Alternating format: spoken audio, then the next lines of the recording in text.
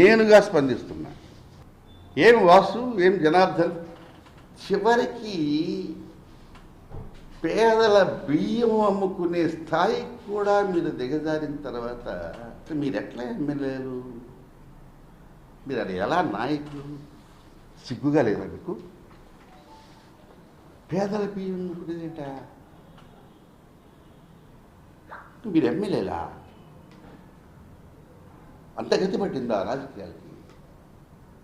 ఇంత నీచ స్థాయికి వెళ్ళిపోయినాయి రాజకీయాలు.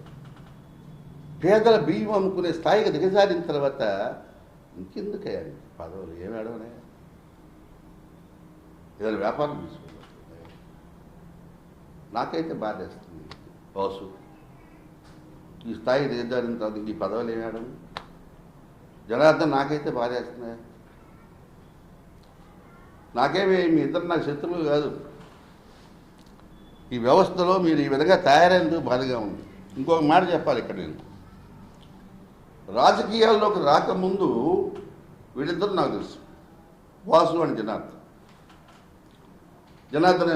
ఆంజనేయులు గారు మనవడుగా నాకు చాలాసార్లు కనపడ్డాడు.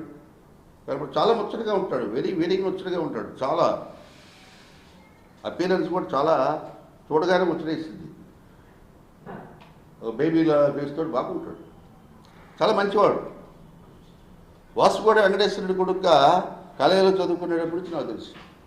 ఇద్దరు చాలా మంచివాళ్ళే, ఎక్కడ చెడ్డవాళ్ళు కాదు.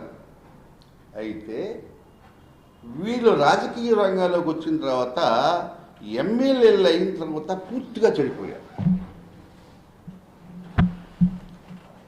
వీళ్ళలో ఒక అవినీతి రాక్షసుడు ఎంటర్ అయ్యాడు.